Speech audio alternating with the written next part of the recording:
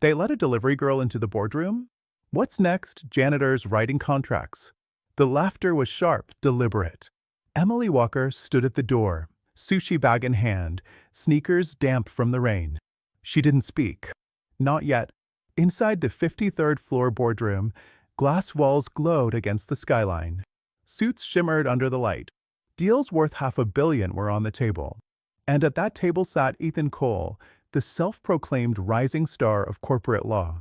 His smirk alone could cut glass. He leaned back, tossing his pen like a baton. Go on, sweetheart. Deliver your noodles. Leave the future of global trade to professionals. What Ethan didn't know, what none of them knew, was that Emily had once been offered a seat at the United Nations. 6 languages at her command. A mind sharpened by years of late nights translating not menus, but treaties. But in that room, they only saw sneakers and a windbreaker. A courier. A nobody. The CEO's assistant, a woman in a crimson blazer, snapped, "Step out. This floor is restricted." The guards shifted, ready to push Emily back toward the elevator. Yet Richard Thompson, the CEO himself, raised a hand. "She's delivering to me. Let her in." The laughter dimmed, just for a breath. Emily crossed the threshold, quiet, her eyes steady.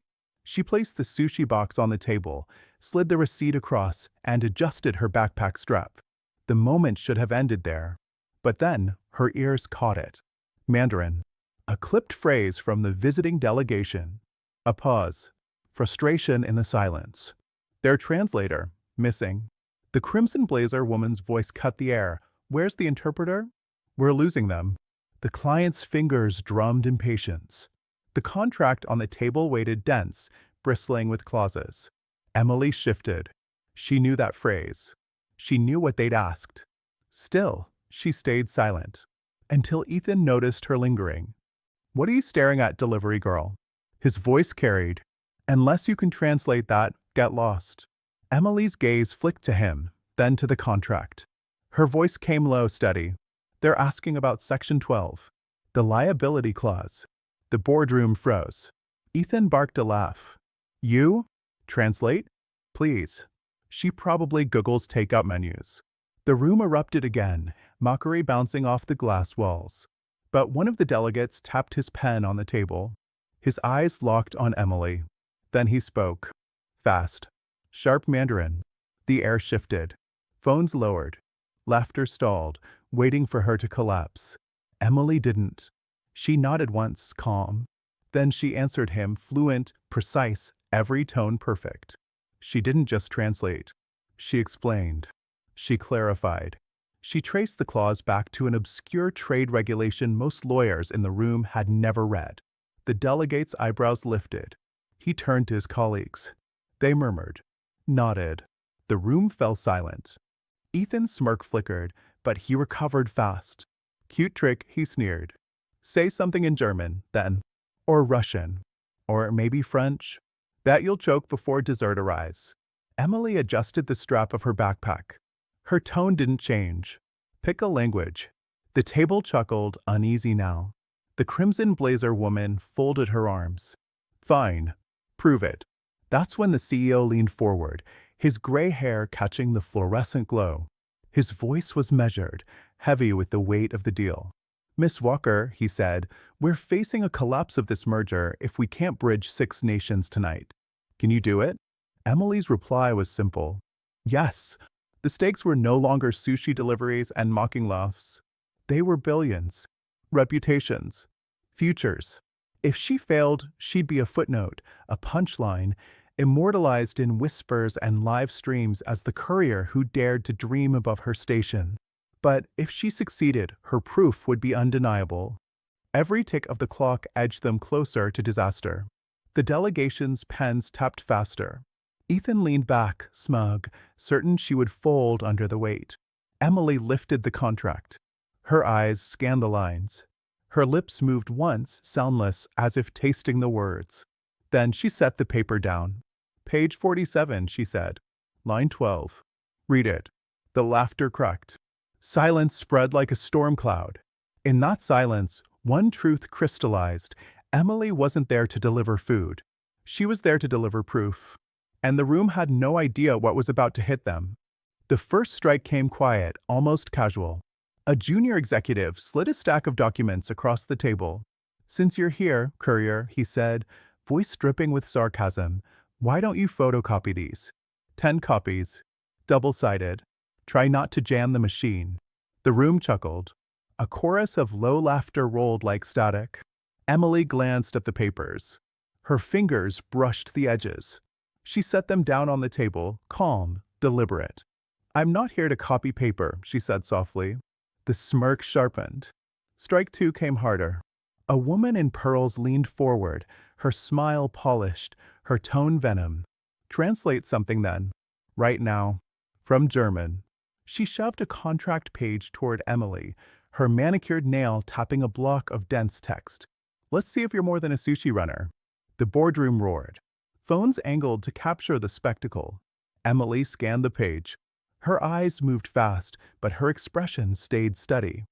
The woman in pearls whispered loudly, "She's stalling. She can't read it." Snickers circled the table. Ethan leaned back, his Rolex flashing. "Go on," he said, his grin a blade. "Show us your magic." Emily began to speak in German. Clear. Sharp. Line after line flowing without pause. She not only translated. She explained the roots of a legal phrase, tracing it back to a treaty signed centuries ago. The woman's smile froze. Her pearls clicked faintly as her hand trembled against the table. But Ethan clapped slowly, mocking. "Bravo. Wikipedia must be proud."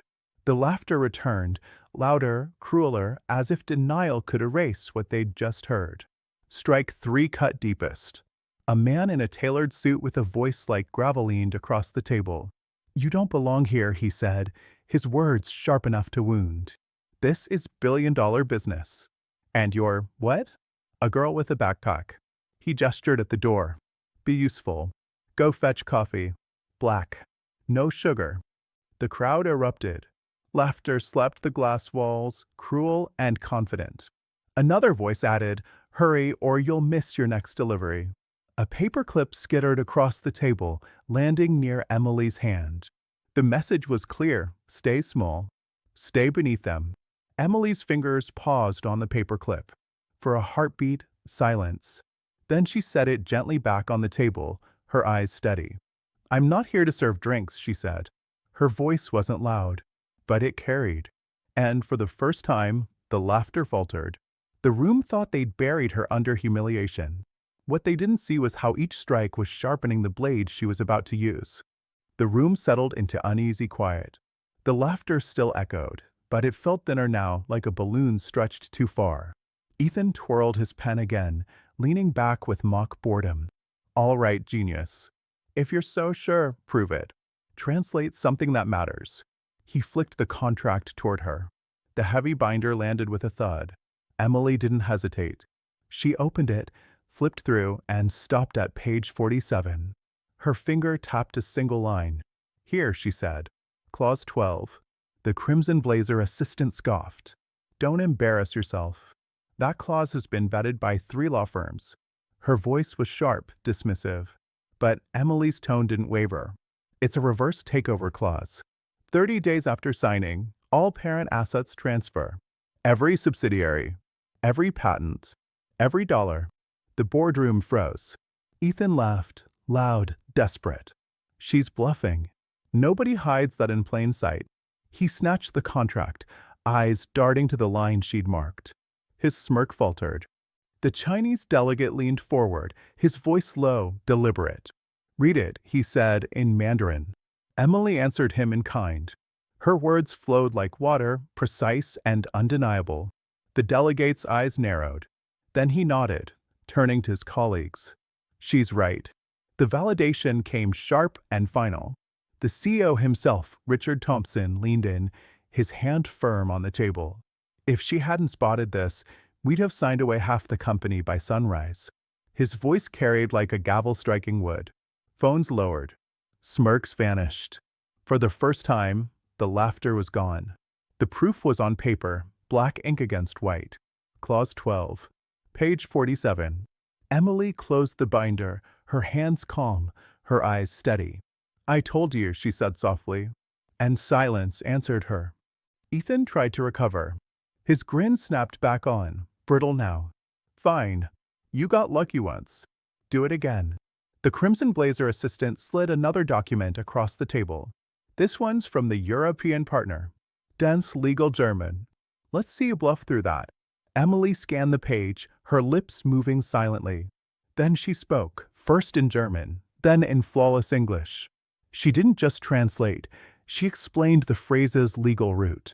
Derived from the 1648 Treaty of Westphalia. It binds arbitration to foreign courts, not ours. The pearl necklace woman's pen clattered to the table.